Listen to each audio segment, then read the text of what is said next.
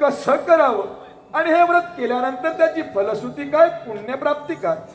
राजन, माझ्या प्रत्येक भक्तानं हे गोमाई गणेश व्रत महिन्यातील संकष्टीला करावं. आणि हे व्रत कसं करावं?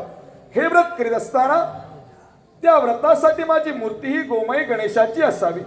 ज्या स्थानी तुम्ही माझी मूर्ती स्थापित करणार आहात ती जागा शेणानं सारवून सुचिरभूत करावी.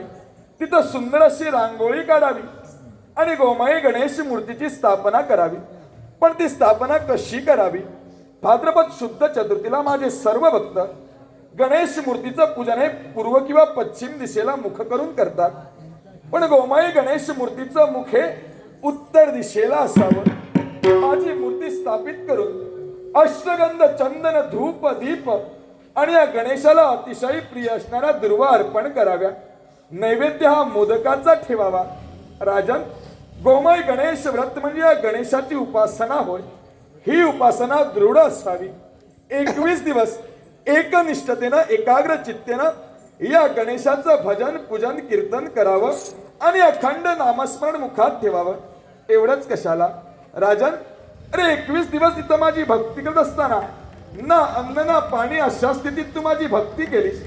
म्हणूनच पुढे हे व्रत माझे भक्त करीत असताना 21 दिवस नाही तर या व्रताचा पहिला दिन म्हणजे आरंभ दिन, या दिनी मात्र त्या व्रतस्थ भक्तांना पूर्ण निराहार राहावं. 21 दिवस भक्ती करून हे व्रत परिपूर्ण करावं. मग राजन, हे व्रत केल्यानंतर त्या भक्ताच्या जीवनात फलश्रुती काय मिळणार आहे? राजन, मुळे हे व्रतच समृद्धी आणि धन संपत्तीचं व्रत आहे. कारण हे व्रत करीत असताना गोमाई गणेश मूर्तीचं मुख उत्तर दिशेला असणार आहे. उत्तर दिशा म्हणजे कुबेर देवता, जिच्या जवळ देवतांनी धनाचा भांडार दिलाय. ती देवता या गणेशाच्या आज्ञेनं माझ्या भक्ताच्या पाठीशी राहील, तिचा कृपाहस्त राहील. आणि ज्या भक्ताच्या पाठीशी धनसंपत्ती आहे त्या माझ्या भक्ताची समृद्धी ही ठरलेलीच आहे. आणि जो माझा भक्त माझी भक्ती करणार आहे त्याचं मुख हे दक्षिण दिशेला असणार आहे. राजन, दक्षिण दिशा म्हणजे काळाची दिशा.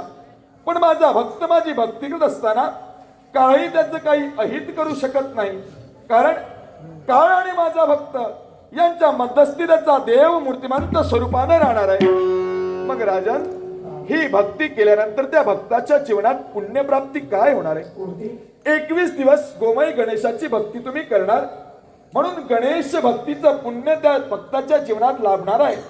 पण त्यापुढेही जाऊन गोमाई गणेश म्हणजे शेणापासून तुम्ही माझी मूर्ती स्थापित करून भक्ती करणार. म्हणूनच त्या भक्ताच्या जीवनात गोसेवेसारखं महापुण्यही प्राप्त होणार आहे.